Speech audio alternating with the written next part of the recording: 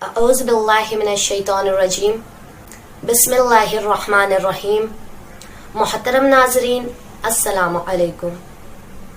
آج میں آپ سب کو ایک ایسا واقعہ بتاؤں گی جس سے آپ کو پتہ چلے گا کہ امام کی حقیقی محبت کیا ہوتی ہے، امام سے حقیقی محبت کیا ہوتی ہے۔ ایک استاد تھے جو مدرسے میں پڑھا رہے تھے۔ پڑھاتے پڑھاتے انہوں نے نوجوانوں سے سوال کیا، یہ بتاؤ کائنات میں سب سے زیادہ امیر کون ہے؟ ایک نوجوان کھڑا ہوا، اس نے کہا میں امیر ہوں کیونکہ میرے پاس دولت ہے۔ دوسرا نوجوان کھڑا ہوا، اس نے کہا میں امیر ہوں کیونکہ میرے پاس سونے جواہرات ہیں۔ تیسرا نوجوان کھڑا ہوا، اس نے کہا میں امیر ہوں کیونکہ میرے پاس بہت بڑا گھر ہے۔ لیکن ایک نوجوان اسی میں سے کھڑا ہو گیا اور اس نے کہا آغا اگر اجازت ہے تو میں جواب دوں۔ استاد نے کہا اجازت ہے۔ نوجوان نے ہنستے ہوئے مسکراتے ہوئے کہا کہ آغا کائنات میں سب سے زیادہ امیر میں ہوں کیونکہ میرے پاس امام مہدی علیہ السلام جیسا امام ہے۔ سارے نوجوان خاموش ہو گئے کہ اتنا بہترین جواب ہمارے ذہن میں تو نہیں آیا۔ استاد پڑھانے لگے۔ پڑھاتے پڑھاتے انہوں نے پھر سوال کیا، اے نوجوانوں بتاؤ کائنات میں سب سے زیادہ غریب کون ہے؟ سارے نوجوان خاموش تھے کہ ہم نے اپنے آپ کو امیر بتایا، لہٰذا ہم یہ نہیں کہیں گے کہ ہم غریب ہیں۔ لیکن جس نوجوان نے امام زمانہ علیہ السلام سے متعلق جواب دیا تھا، اس نے کہا کہ آغا اجازت ہے تو میں جواب دوں۔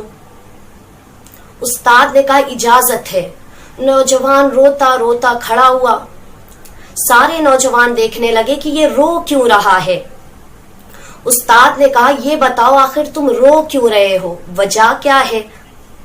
نوجوان نے رو کے کہا آغا کائنات میں سب سے زیادہ غریب میں ہوں۔ سارے نوجوان ہنسنے لگے کہ ابھی اس سے پہلے کہہ رہا تھا میں امیر ہوں میں امیر ہوں میں امیر ہوں، پھر اپنے آپ کو غریب کیوں کہہ رہا ہے؟ نوجوان نے کہا آغا میں اس لیے غریب ہوں کیونکہ میری نظریں کائنات کے ہر فرد کو دیکھ رہی ہے لیکن اپنے وقت کے امام کو نہیں دیکھ رہی ہے۔ ہر انسان کو میں دیکھ رہا ہوں لیکن اپنے وقت کے امام کو نہیں دیکھ پا رہا ہوں۔ کیوں؟ کیونکہ میرے آنکھوں پر گناہوں کا پردہ پڑا ہے جس کی وجہ سے اپنے وقت کے امام کی زیارت نہیں کر سکتا۔ سارے نوجوان ایک طرف سے کھڑے ہو گئے کہ اب ہم یہ سوچیں گے کہ ہمیں بھی کردار کا امیر بننا ہے، کیونکہ دولت کا امیر تو ہر کوئی بن جاتا ہے، کمال تو تب ہے جب بندہ کردار کا امیر ہو۔ ایک نوجوان نے اپنے جواب سے سارے نوجوانوں کی سوچ کو تبدیل کر دیا۔ آج بہت سے لوگ ایسے ہیں جو یہ سوچتے ہیں کہ ہمیں کیسے پتا چلے کہ ہم وقت کے امام سے کتنا قریب ہیں۔ تو آئیے آسان سا طریقہ بتاؤں، آپ کو خود پتا چل جائے گا کہ آپ وقت کے امام سے کتنا قریب ہیں۔ اپنے ہی وجود سے اپنے آپ سے پوچھئے کہ ہم نے اپنے وقت کے امام کو کتنا وقت دیا؟ ہم نے رات کو سونے سے پہلے اپنے وقت کے امام سے کتنی راز و نیاز کی بات کی؟